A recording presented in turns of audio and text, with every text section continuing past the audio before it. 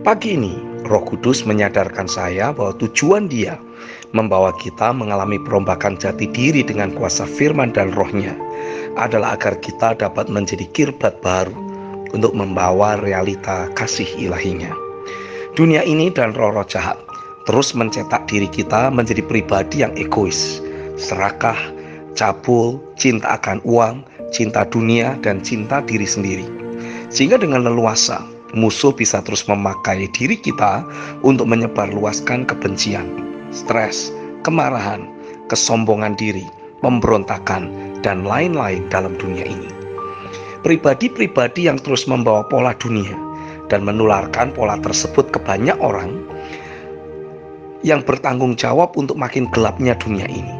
Mereka telah menjadi senjata kelaliman yang dipakai oleh musuh secara dahsyat untuk merusak kehidupan banyak orang lain. Sehingga sebagai imbasnya, dunia ini, this earth, jadi makin rusak gara-gara mereka. Melalui berubahnya jati diri atau keberadaan hidup orang percaya, Tuhan jadi memiliki sarana untuk Dia melimpahkan kasih-Nya dalam hidup orang tersebut secara sedemikian rupa sampai kasih ilahi tersebut meluber melalui kehidupan orang percaya yang bersangkutan. Yang pertama, tindakan kita berfokus untuk membangun ulang jati diri kita di dalam Kristus, mengkondisikan diri kita menjadi pusat limpahan kasih-Nya, sekaligus menjadi sarana atau partner Tuhan untuk melimpahkan kasih ilahi tersebut ke orang-orang lain yang berinteraksi dengan diri kita. Seekor kucing tidak akan pernah menggonggong dan seekor anjing tidak akan pernah mengeong, karena itu bukanlah nature mereka. Demikian pula bagi orang-orang percaya yang telah alami proses pembentukan ulang melalui firman dan rohnya. Hidup dalam jati diri mereka yang baru di dalam Kristus adalah sulit, bahkan mustahil untuk menyimpan dendam dan kebencian terhadap orang lain. Meskipun orang percaya tersebut terus mengalami perlakuan yang tidak adil atau menyakitkan. Jati diri kita yang baru di dalam Kristus hanya bisa mengasihi, mengampuni, dan melupakan kesalahan orang lain. Roh akan terus melatih kita untuk selalu mengasihi, selalu mengampuni kesalahan orang, dan sekaligus melupakannya. Jika bagi orang lain, tindak pembalasan dendam adalah merupakan wujud dari kekuatan yang seseorang miliki, bagi orang percaya yang hidup dalam jati diri mereka yang baru, tindakan mengampuni dan melupakan kesalahan adalah wujud dari kekuatan yang sesungguhnya. To forgive and to forget is divine. Keinginan hati Tuhan adalah membawa hidup kita yang sudah alami pembaharuan jati diri untuk dapat Ia pakai guna menjamah dan memenuhi kehidupan orang banyak dengan kasih-Nya. Tanpa kasih-Nya, dunia ini akan hancur oleh kelakuan dari orang-orang yang sedang dipenuhi kebencian, dendam, dan pemberontakan tersebut.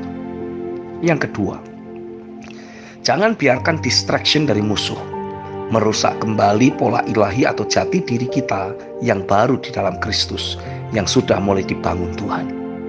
Melalui segala macam cara, musuh akan terus berupaya untuk mendistract diri kita sehingga pola ilahi yang sedang dibangun Tuhan tidak akan pernah menjadi komplit.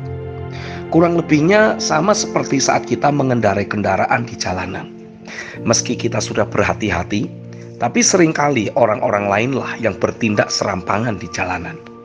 Tapi walau begitu bukan berarti kita mengurungkan seluruh perjalanan kita, bukan?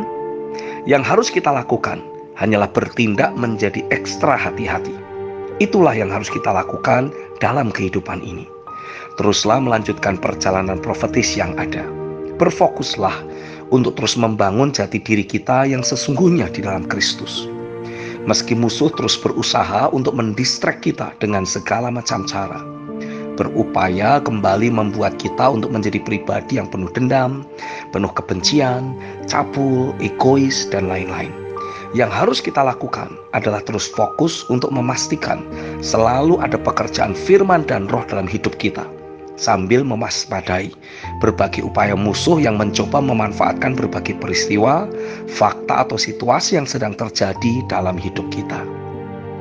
Pastikan kita selalu meresponi apa yang sedang terjadi dalam hidup kita secara akurat, bijaksana, sehingga tidak akan ada peluang untuk musuh merusak pola ilahi yang sedang terus Tuhan bangun dalam hidup kita.